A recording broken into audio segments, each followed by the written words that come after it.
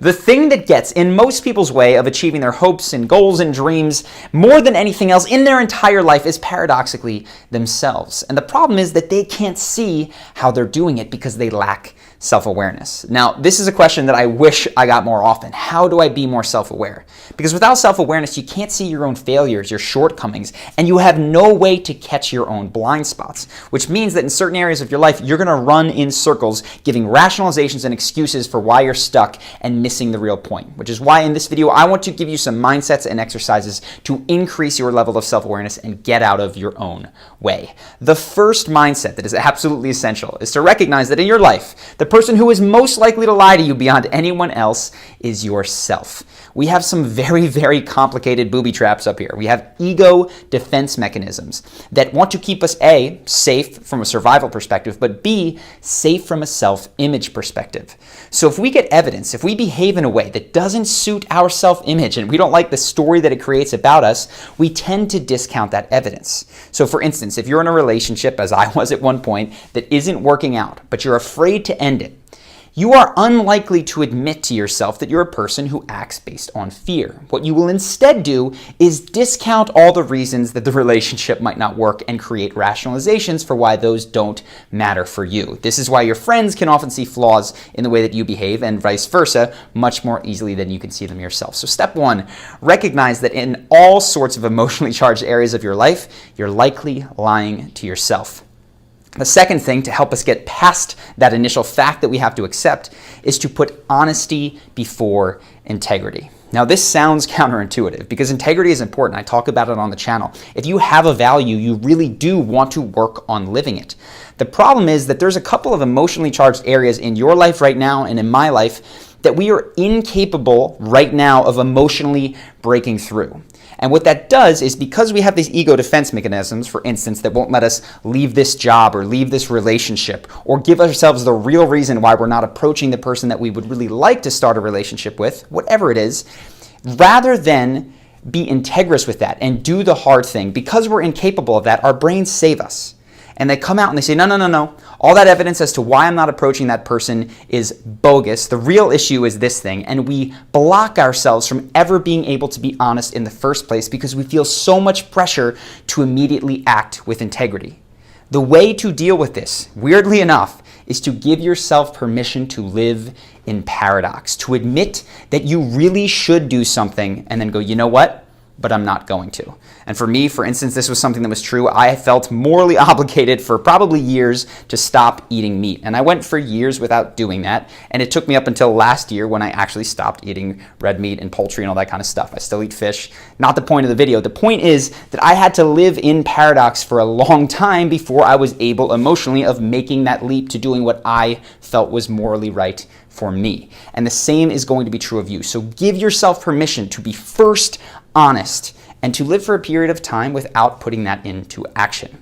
So now that we've done that, what I would like you to do after this video, you can even start right now, is to make a list. And you're going to call this list self-image. And on this list, you're going to write in this order things that you are. I am a good friend. I am a good son. I am smart. I am shy. I am nervous in groups. Whatever it is, go ahead and write out all the things that you are. If you do that for 5 minutes, you have a pretty good image of what your conscious self-image of yourself is, which is great. Then what I want you to do is even more important. Because after you've written out everything that you are, I want you to create another list, and I want you to describe yourself without using any form of the verb to be. So that means you can't say, I am a good friend. You would have to say, instead, I call my friends 3 times a week and they regularly return my calls. Instead of saying that you're a good son, you could say, I bought my mom this amazing present for her birthday last week. Whatever it is, you have to use actions and the responses of people to describe who you are.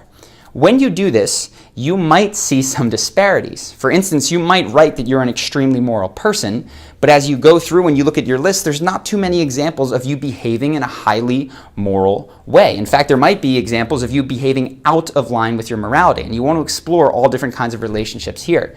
The point is, on the one hand, when we describe what we are, we tap heavily into our own identity, the way we would like to see ourselves.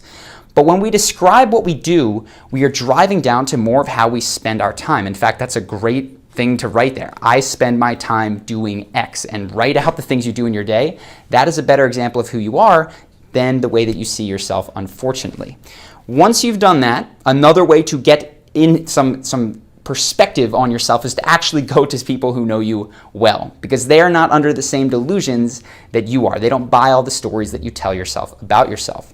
So I've created a list of questions. I'll list a couple of them here in the description, in the sidebar as I'm talking, but you go to a friend or a group of them, a family member, a coworker, somebody who knows you well, and you say, look, I'm trying to get some perspective on myself. More than anything here, I want to grow, I want to improve, and I want to learn about myself. So I'm going to ask you some questions, and you might have some seemingly harsh feedback that maybe you've told me before, maybe you haven't. For the purpose of this exercise, I would like you to tell me the bald-faced truth as best you can. And if I ask you questions, I promise it won't be out of defensiveness. It's going to be out of a desire to understand more. And you're going to ask them, for instance, compared to other people that you know, what is something that I struggle with? Or in what ways am I hypocritical? And I'll list a number of these questions, but these are tough questions for them to answer because they don't want to offend you. And they're tough questions to hear the answers to.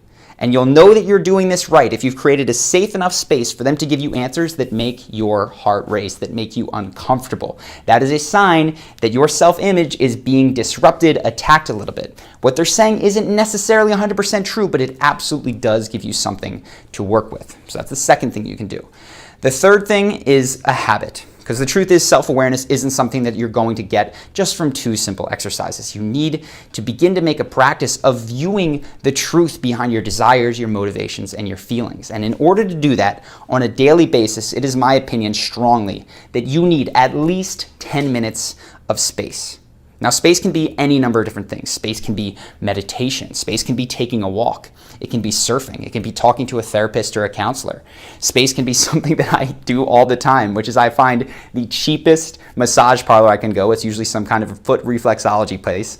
And I go for an hour, not for the massage, but because I know I will just have to sit there for an hour and live with my thoughts, think, reflect.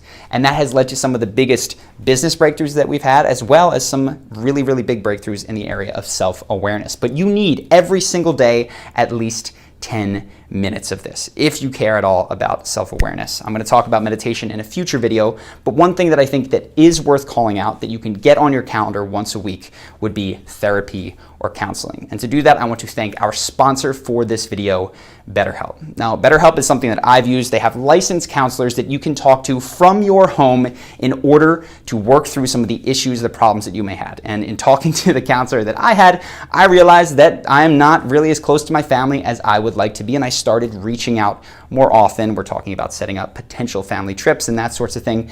But it gives you that space that I just referenced. It gives you an impartial third party who's going to reflect back to you the things that you are saying and hopefully catch you in the areas where you are being less than honest with yourself. In addition, I've done this sort of thing with therapy and counseling previous in my life. It led to what I think is the most valuable video that I've ever made on this channel, Why You Don't Feel Good Enough. If you haven't checked that out, go ahead. But that was a direct result of a therapy session that I had after a rough breakup. So if you are someone that has been considering therapy or could use someone to talk to, but the idea of getting up, going into their office has just been daunting, you didn't want to see other people, you don't want to clear your schedule in order to do that, consider checking out BetterHelp. You can do it from your home, you're talking to a licensed therapist, and it's an excellent way to create the space that I mentioned for self-awareness. So in order to do that, go ahead, click the link below, www.betterhelp.com/charisma, and you can go to start your therapy sessions now. I hope that you have enjoyed this video. Let me know if you have any questions, because self-awareness is something that I have been increasingly interested in. I've been blown away by the ways in which I lack it, the ways in which I have the capacity for self-deception, and it is still something that I am personally working to better. So if there's any sort of conversation you want to start in the comments, I'll be keeping a special eye on this video. I hope that you guys enjoyed this. Click subscribe if you have not yet and hit that notification bell, and I will see you in the next video.